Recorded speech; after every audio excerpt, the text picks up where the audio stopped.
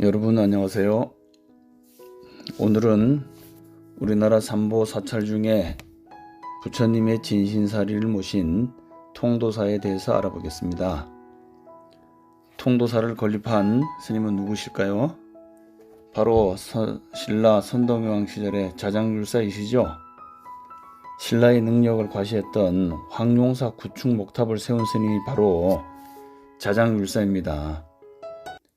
대국통이라는 직위로 선덕여왕과 국정 운영의 파트너였습니다.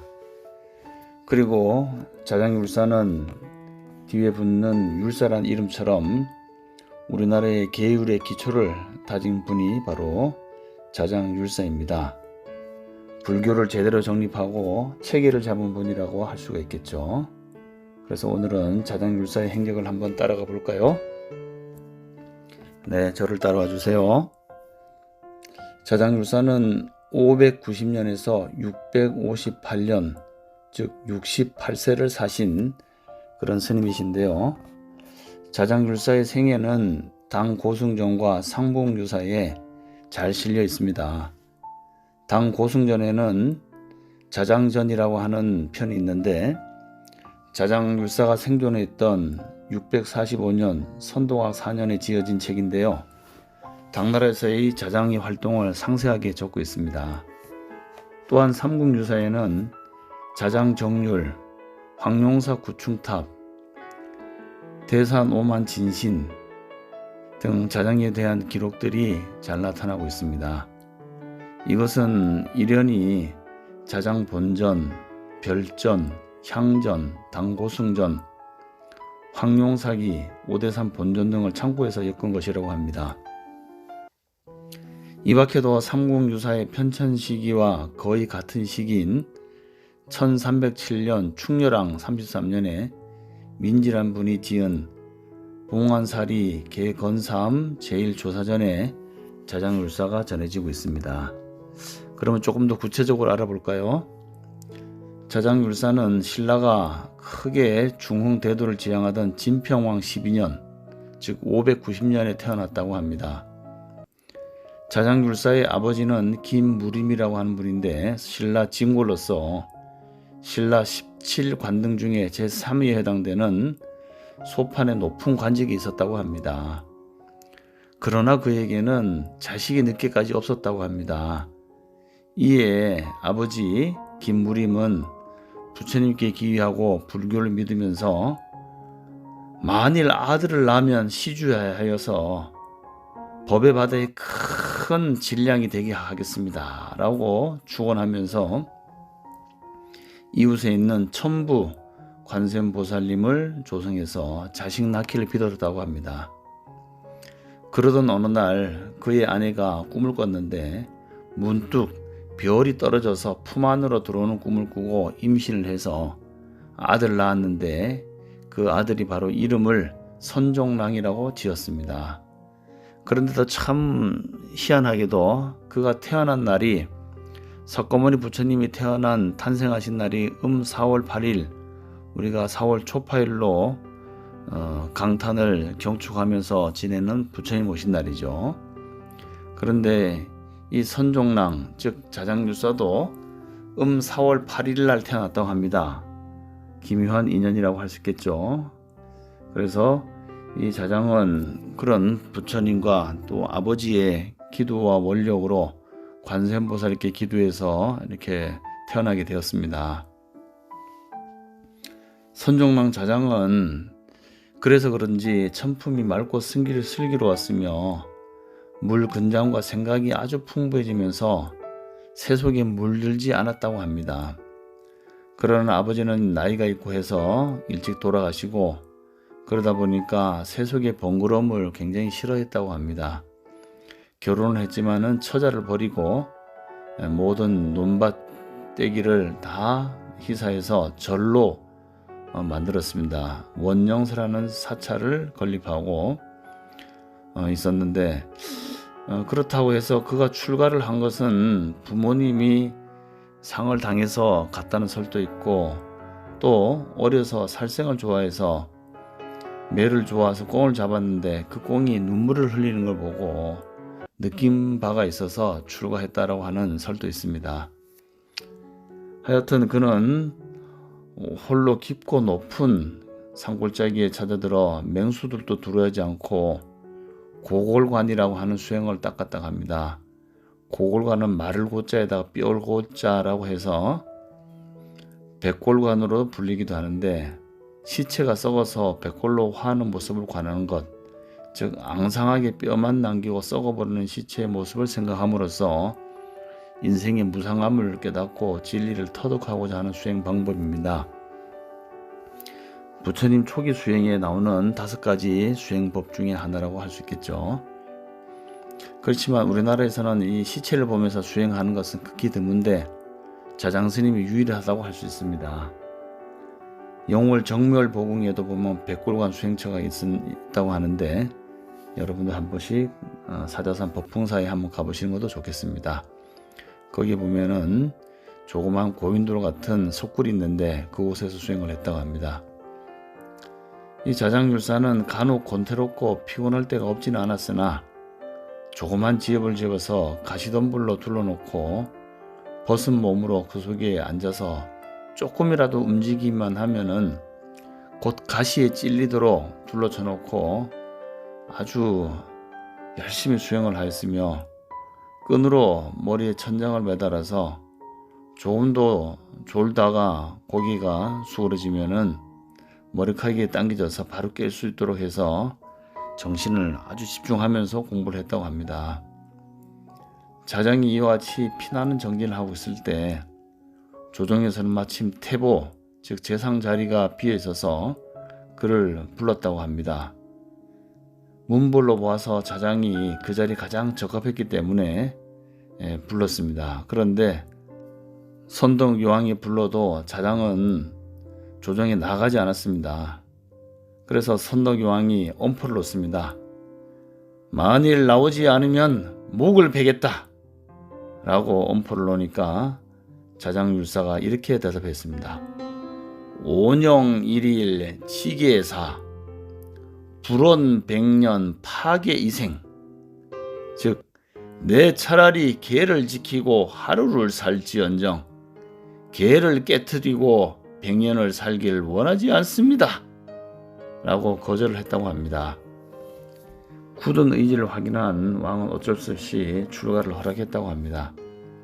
이에 자장은 산속 깊이 숨어들어서 더욱 열심히 정진을 했는데 한 톨의 양식도 없었다고 합니다.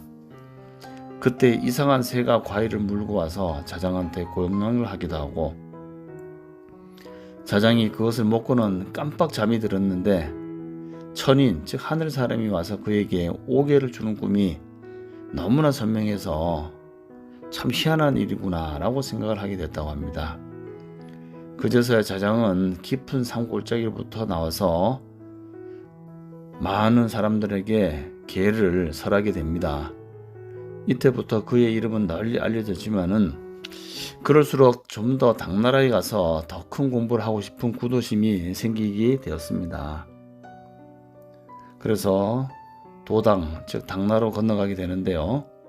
선덕여왕 5년 636년에 숭실이라고 하는 제자 10여 명과 함께 당나라로 건너가서 문수보살이 상주하고 있다는 청량산, 즉 지금 얘기하면 오대산이죠. 오대산 문수보살 석탑에 가서 문수보살께 기도를 열심히 했더니까 문수보살께서 그 기도에 감흥하셔서 응답을 주셨다고 합니다. 그때 청량산, 즉 중국 오대산의 문수보살로부터 보모 개송을 전해받았다고 합니다. 그 개송은 바로 이것이었습니다. 아라바자나 달레 다카야 나가 해가나 달레 로사나 라고 합니다. 그 뜻은 온갖 법을 알고 보면 제 성품 아무것도 없나니 법의 성품 알고 나면 곧 노사나 부처님을 칭견하게 되리라. 즉 요지 일체법 자성 무소유, 여시 해법성 즉견 노사나 라는 개송을 들었다고 합니다. 이 개송은 자장율사가 문수보살을 칭견해서 직접 전해받은 개송인데요. 화엄경에 종지가 그대로 설해진 개송이라고 합니다.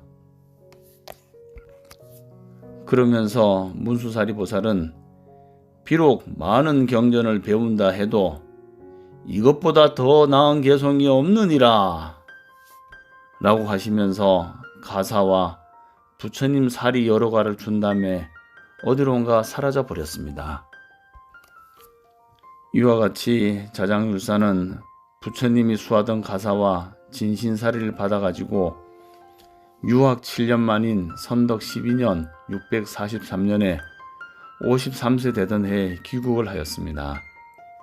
자장은 모셔온 사리를 세수로 나누어 황룡사와 태화사 탑에 각각 보관하고 나머지 사리와 가사는 통도사를 창건한 후 계단을 쌓아 모셨습니다. 바로 이것이 통도사가 불보 종찰로 이름을 얻게 된 그런 깊은 인연이 있습니다. 그 외에도 여기서 분과한 사리를 통도사뿐만 아니고 오대산 중대에 비로자나 부처님이 상주한다고 여겨지는 곳에 부처님의 진신사리를 봉안하게 됩니다. 그것이 바로 오대산의 중대 정물보궁이라고 할 수 있겠죠. 더불어서 오대산에는 5봉우리가 있는데 중대에는 비로자나 부처님이 상주한다고 믿어지고 북대에는 미륵보살, 남대에는 지장보살님, 동대에는 관세음보살님, 서대에는 대세지보살님이 상주한다고 믿어지고 있습니다. 이것은 자장율사가 당나라 오대산 청량사에서 문수보살과 여러 불보살님이 칭견하고 온 그것을 우리나라 오대산에 그대로 재현해 놓은 것이라고 할 수도 있겠죠. 이렇게 문수사리보살님의 현신으로부터 감흥을 받고 당나라 서울 장안으로 향하였습니다. 당 태종은 사신을 보내서 그를 크게 위로하고 승광별원에 머물게 하였으며 후한 대접으로 불편함이 없도록 하였습니다. 그가 승광별원에 머물고 있던 어느 날 그를 찾아온 한 장님이 그의 설법을 듣고 참여하던 중 눈을 번쩍 뜨게 되는 신기한 일이 있었습니다. 이러한 소문이 빠른 시간에 널리 퍼지게 되면서 자장율사를 찾아와 계를 구하는 사람이 매일 수천 명에 달하였다고 합니다. 그러나 자장은 이렇게 번거로운 생활이나 후한 대접을 받으면서 나날을 보내기보다는 더 많은 것을 편력하고 만행을 하면서 수행하고자 하는 생각이 들었습니다. 자장은 태종 황제 폐하에게 글을 올리고 승광별원을 떠나 장안의 남쪽 50리쯤 되는 종남산이라는 산이 있습니다. 종남산의 운제사의 동쪽 산론으로 들어가서 거기서 바위에 의지하고 초함을 짓고 열심히 정진하고 있었습니다. 당시 종남산에는 많은 사찰과 스님들이 계셨는데요. 특히 화엄정을 이끌고 있는 두순 지엄, 화엄정의 초조였던 두순 스님이 거기에 지상사에서 머물면서 수행하고 계셨고, 풍덕사에는 주로 남산종, 즉 계율을 중심으로 하는 남산율종의 한 종파를 열게 되는 도선율사가 그곳에 또 살고 있었습니다. 우리 의상스님도 바로 두순스님 다음에 제자였던 지엄화상과 도선율사가 교류를 많이 하고 찾아갔다고 하는 그런 이야기가 나오게 되죠. 이렇게 자장이 당에서 한참 활동하던 시기에 갑자기 선덕여왕이 자장을 어서 귀국하시오 하는 청을 하였습니다.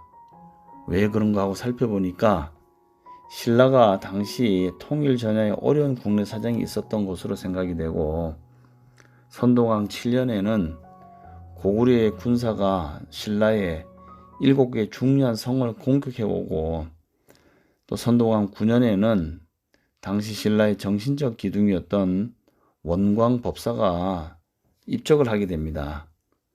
그리고 11년 7월 백제에게 40여 성을 빼앗기고 그 다음 달에는 백제와 고구려가 연합하여 당항성을 빼앗겼으며 백제에게 대하성을 함락당하는 등 신라로서는 매우 위급한 상황에 처하게 되었습니다.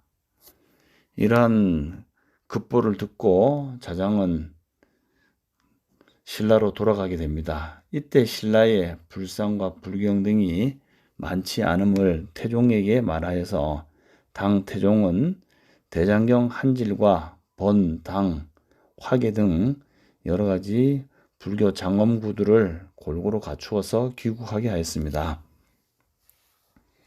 선동왕 12년 643년에 신라를 떠난 지 7년 만에 귀국이었습니다.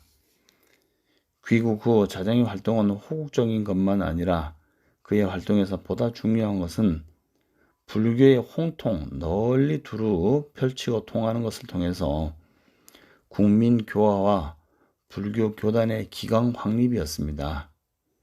특히 선덕여왕은 그를 대국통, 즉 신라 때 스님으로서 주는 직책 관리 중에서 가장 높은 자리가 대국통입니다.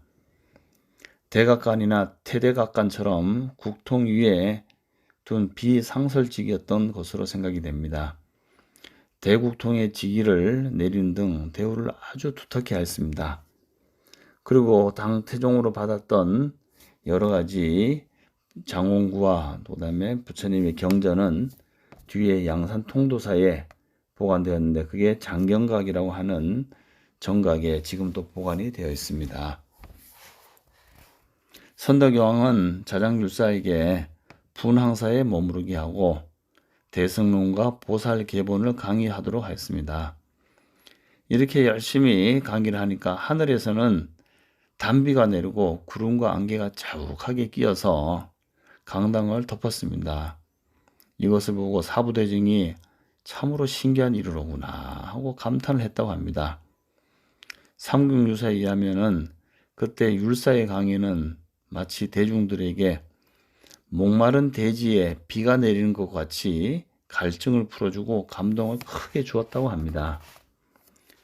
자장은 선덕왕에게 이웃나라가 항복해오고 구한, 즉 일본, 중국, 오월, 탕나, 응유, 말갈, 거란, 여진, 예맥 등이 조공을 바치며 왕업이 길이 태평할 것이라고 하면서 신라 경주에 황룡사에 구층 목탑을 세울 것을 주청을 드립니다.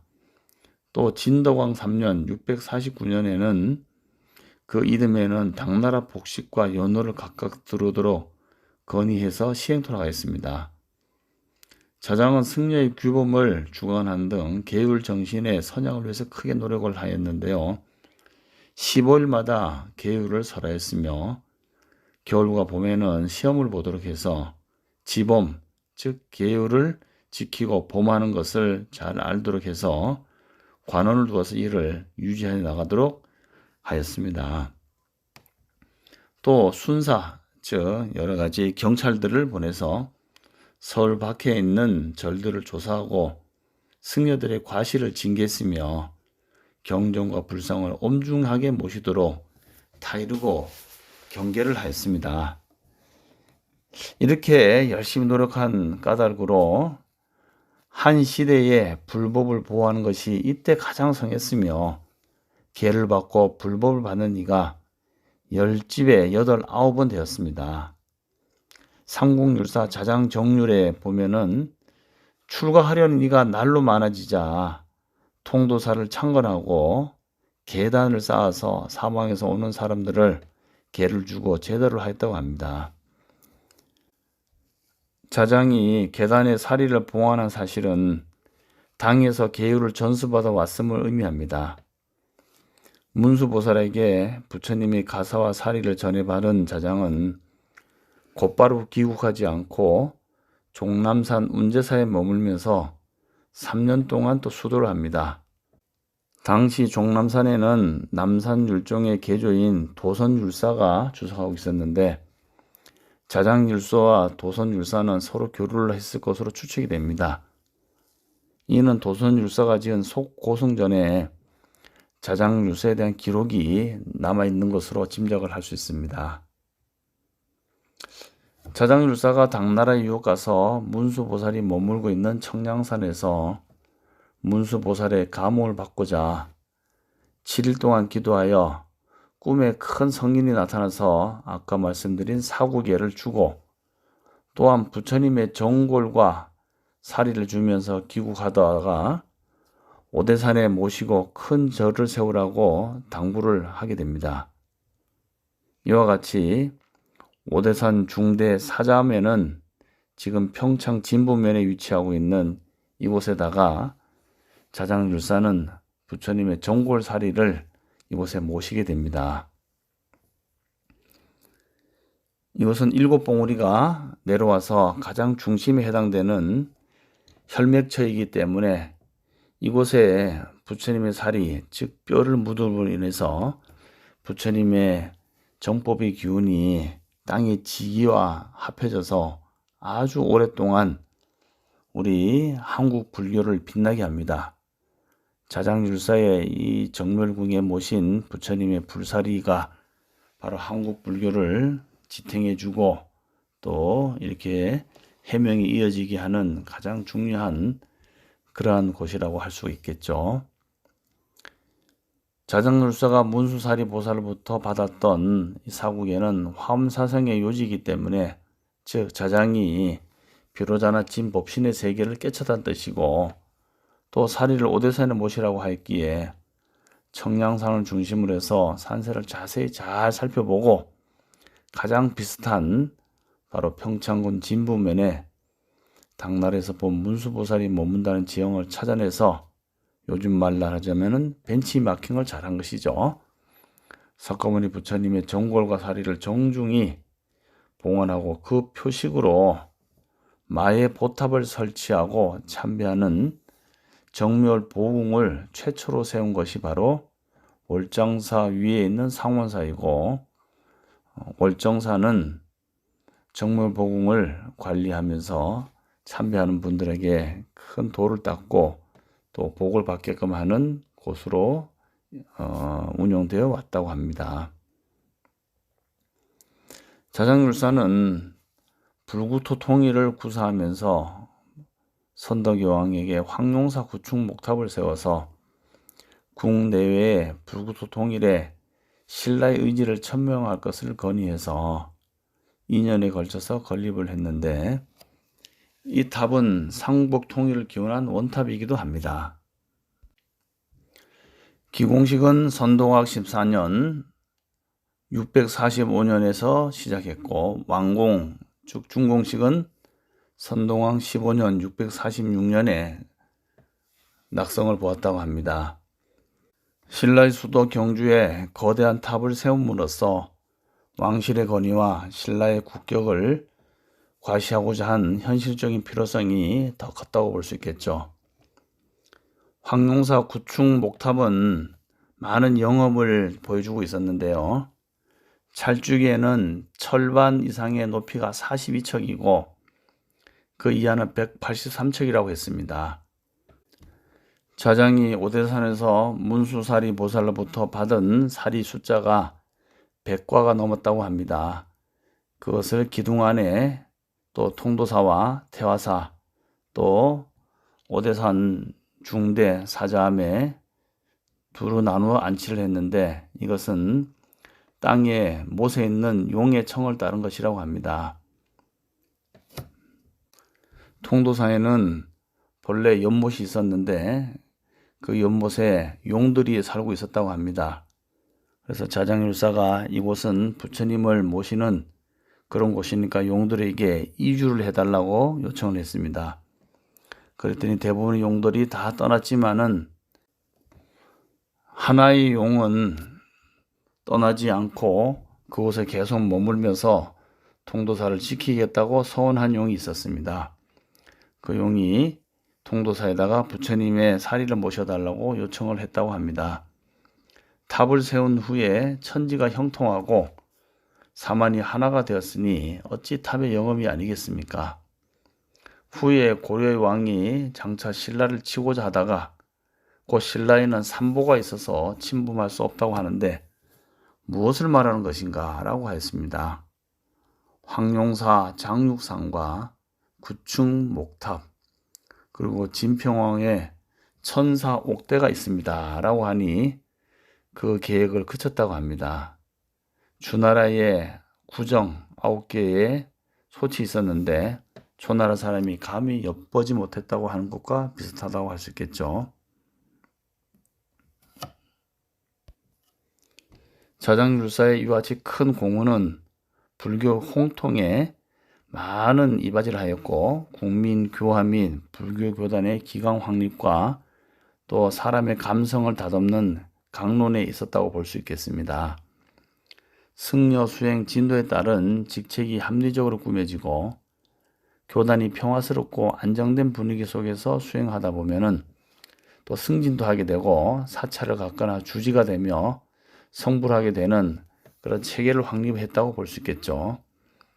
자정율사는 왕의 요청이 있으면 궁중에 들어가서 자문에 응하고 대승 경론을 강설해서 지도자로서의 자질을 향상시키고 황룡사에서 7일 기도를 자주 열어서 보살 계본을 강설하였다고 합니다.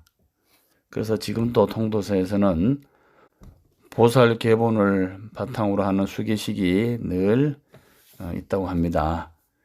지도층에 있는 고승은 항상 승려들의 수행 진도에 관심을 갖고 토굴이나 암자를 마련해 주어야 제자들이 열심히 공부할 수 있겠죠. 자장율사가 화엄경을 강설할 때 52명의 여인이 나타나서 법을 듣고 깨달아서 그 문인들이 수만 금을 시사해서 나무를 심어 이적을 기념하였습니다. 그리고 신라 통일 전에 지상 극락세기를 이루어서 불국토 건설을 먼저 하여 호국불교의 길을 터놨다고 합니다. 646년 선덕여왕 15년에 선덕여왕의 명에 따라서 자장율사가 경상남도 양산 지역에 통도사를 창건하고 통도사 금강계단 계를 주는 단을 세운 것이 바로 통도사가 우리 부처님 사리, 불사리, 신앙의 중심을 이루는 출발점이 되었습니다. 삼국유사 권5에 자장정율조에 다음과 같이 기록이 되어 있다고 합니다. 나라에서 계를 받고 불법을 받드는 것이 10집에 9집이 되었으니 머리를 깎고 승려가 되고자 하는 사람이 해마다 늘어났다. 이에 통도사를 창건하고 계단을 쌓아 사방에 모여드는 사람을 받아들였다.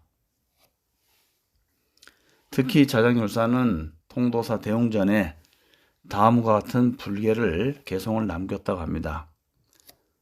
만대 철륜 삼계주 쌍림 시적 기천춘이라 진신사리 금예제 보사군생 예불준이라 만대까지 불법의 수레를 굴린 삼계의 주인 쌍림에 열반하신 뒤 몇천 년이던가 진신살이 오히려 지금도 있으니 널리 중생의 예불 쉬지 않게 하리라. 삼국유사 제3권 탑상 오대산 오만진신 제4조에 의하면은 강원도 정송군 사부급 고한리에서 자장율사가 문수보살을 꿈에 뵙고 석가모니 부처님의 사리를 수만호탑에 모시고 정암사를 세웠습니다. 그 외에 설악신흥사, 인제백담사 등 10개의 사찰을 창건하였습니다. 645년 신라의 상대 등 비담이 난을 일으키고 647년 선덕여왕이 승하하자 시대가 변하여 김춘추, 김유신 등 진공을 중심으로 하는 신흥 세력에 물려서 자장은 만년에 강원도로 향하게 됩니다.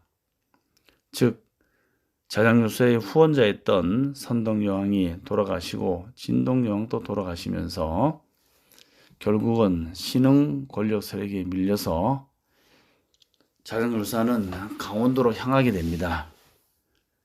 지금도 가기 쉽지 않은 그 당시에 정선 정엄사에서 입적했다고 한다면은 우리는 느껴지는 게 따로 있을 수 있겠죠. 마지막에 밀려서 경주를 떠나 강릉군동을 타져서 수다사를 세우고 주석하시다가 658년 정선 정암사에서 입적을 했다고 합니다. 자장열사는 입적 후 신라 십성의 일인으로 추대해서 흥륜사 금당에 모셔졌다고 합니다. 문수보살의 힘으로 재기를 꿈꾸었으나 결국은 그렇게 되지 못하고 입적을 하게 되었습니다. 만년에 서울을 떠나 강릉군 지금의 명주 땅에 수다사를 창건하고 살고 있었습니다. 다시 이상한 스님이 나오는 꿈을 꾸었는데 오대산 북대에서 본 모습이었습니다. 와서 말하기를 내일 대송정에서 너를 볼 것이다 라고 하였습니다.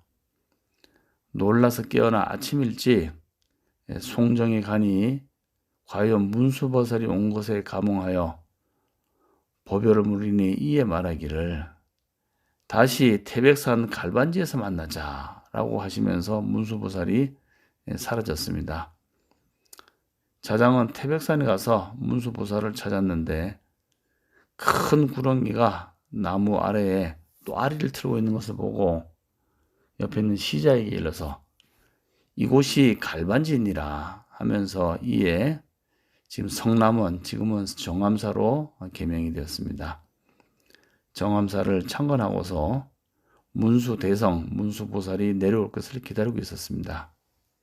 그러던 어느 날 어떤 늙은 거사가 남루한 방포를 입고 칡으로 역은 삼태기에 죽은 강아지를 담고 와서 시종에게 내 자장을 보러 왔느니라 어서 자장 나오라고 하거라 이렇게 얘기를 합니다. 그러니까 시자가 우리 스승님을 받들면서 아직 스승님의 이름을 부르는 자를 보지 못했는데 너는 어찌된 사람이길래 이렇게 미친 말을 하는가? 라고 하니 거사가 어허 다만 너희 스승에게 고하기만 하거라. 앞에서 시끌벅적 그러니까 결국 시자가 들어가서 자장율사에게 고했습니다. 어떤 미친 자가 와서 율사님을 뵙자고 합니다. 어찌할까요? 하고 고하니 어떤 미친 자인가? 하고 다시 반문하게 됩니다. 시자가 나가서 그를 내쫓으니까 거사가 가면서 돌아간다 돌아간다 아상을 가진 자가 어찌 나를 볼 수 있겠는가 하면서 이에 삼태기를 뒤집어 터니 죽은 개가 사자 보자로 변화했고 거기에 올라타고 빛을 발하면서 사라져 갔습니다. 아뿔싸 자장이 그것을 듣고 비로소 예법에 맞는 옷차림을 하고 빛을 찾아 남쪽 고개를 쫓아 올라갔으나 이미 묘연에서 미치지 못하고 쓰러져 입적에 들겠습니다. 자장율사가 입적한 다음에 유고를 답의하여 굴 속에 안장을 하였습니다. 자장율사가 화엄경을 강설하고 화엄교법을 천명할 때 52명의 여인이 나타나서 법을 깨닫자 수많은 문인들이 그 수만큼 나무를 심어 이적을 기념하였는데 그 나무의 이름이 지식수, 잘 아는 나무다. 이로 인해서 신라의 화엄사상을 최초로 소개한 인물이 자장율사라고 볼 수 있습니다. 자장율사는 이와 같이 불교가 깊은 터전이 있는 곳이라고 믿은 곳이 신라였고 그런 불국토 사상이 삼국유사에 나타나 있습니다. 특히 자장율사가 돋보이는 것은 오대산의 신라적 설정 때문에 그렇습니다. 화엄경에 따르면 오대산은 문수보살님의 상주 도량으로서 중국에 있는 것으로 되었습니다. 그런 오대산을 우리 신라에도 있고 문수살이 진심과 5만여 불보살님들이 머무르고 있다라는 신앙을 신라에 전한 것이 바로 지금의 오대산 사자원과 또 중대를 비롯한 동서남북 북대에 각각 문수살과 여러 불보살님을 설정해 놓았죠. 저서로서는 아미타경서, 아미타경의기, 사분율 갈마사기, 십성률 목차기, 관행법 등의 여러 가지 책이 있습니다. 오늘 자장율사에 대해서 여러 가지로 알아보았죠. 여기서 재미있는 또 이야기가 하나 있습니다.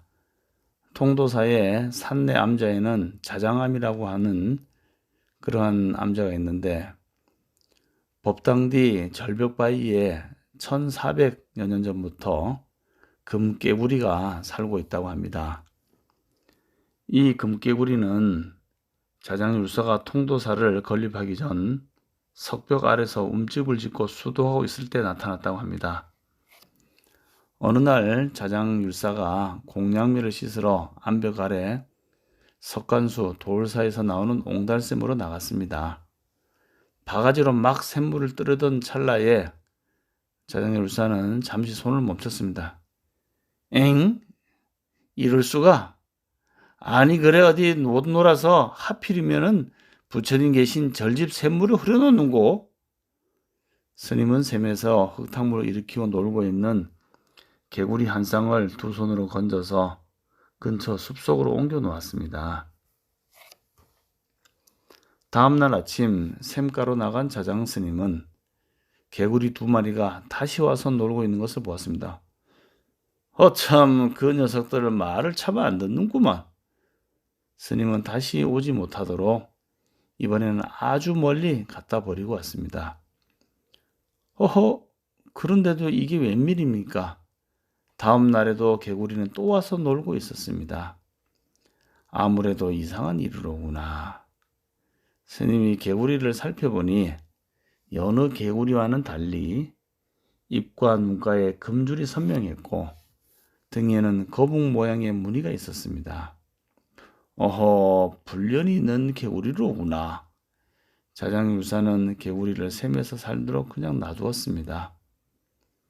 어느덧 겨울이 오고 자장율사는 겨울잠을 자러 갈 줄 알았던 개구리가 눈이 오고 얼음이 얼어도 늘 샘물 속에서 놀고 있는 것을 보았습니다. 안 되겠구나. 얼어 죽을라나.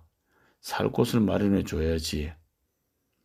스님은 절디 깎아 세운 듯한 암벽을 손가락으로 뻑 하고 찌르니까 큰 손가락이 들어갈 만한 구멍을 낼 수 있는 법력이 있었습니다. 구멍이 만들어지자 개구리를 그 안에다가 넣어 주었습니다. 언제까지 죽지 말고 영원토록 이곳에 살면서 자장암을 지켜다오.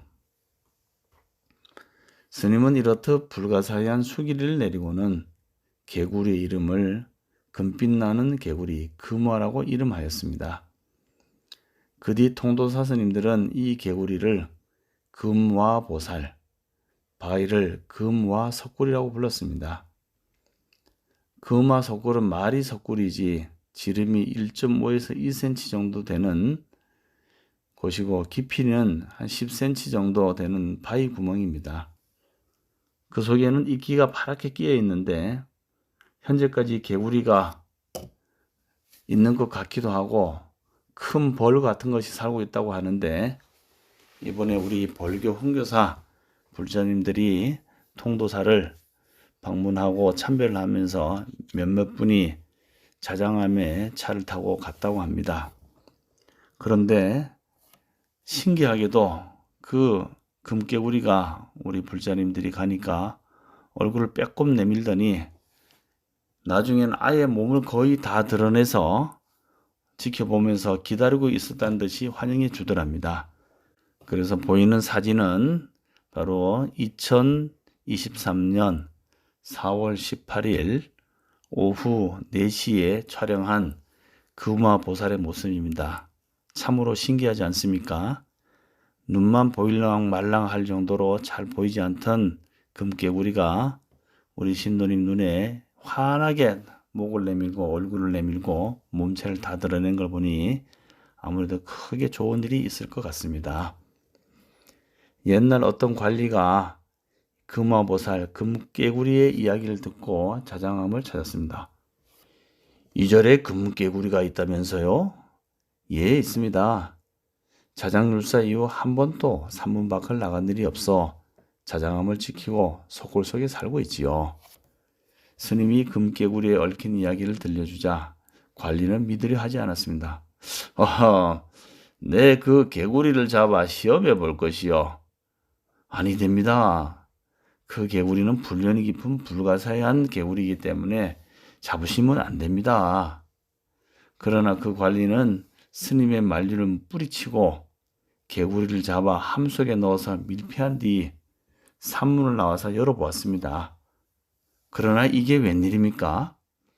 분명히 잡아넣은 개구리는 보이지 않고 함은 텅 비어 있었습니다. 그 후 전하는 말에 의하면은 그 금 개구리들은 자장율사의 신통력으로 살아가고 있다고 합니다.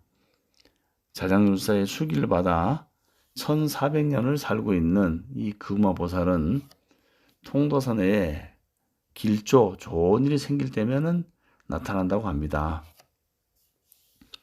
경봉스님이 10살이 되던 해였습니다.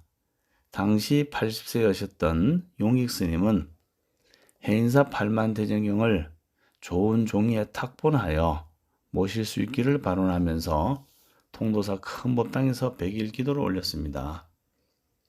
기도가 끝나기 3일 전에 금화보살이 큰 법당 탁자 위에 탁 나타난 것이 아니겠습니까? 용익스님은 금개구리를 보는 순간 불사가 원만하게 성취되겠구나 하는 확신을 갖고 부처님 중에 감사드리면서 3일 동안 열심히 철야 정진을 했다고 합니다. 기도가 끝나고 며칠이 안 되어 시주자가 나타나 8만대증경 3권을 책으로 묶어서 통도사, 해인사, 송광사에 각 한 부씩 보관하게 되었다고 합니다. 이 얼마나 신기한 일이 아닐 수 없습니다. 얼마 전 주지 태흥스님은 자장암 법당 증축 불사를 위해서 기도를 올리다가 개구리 소리를 또 듣게 되었다고 합니다.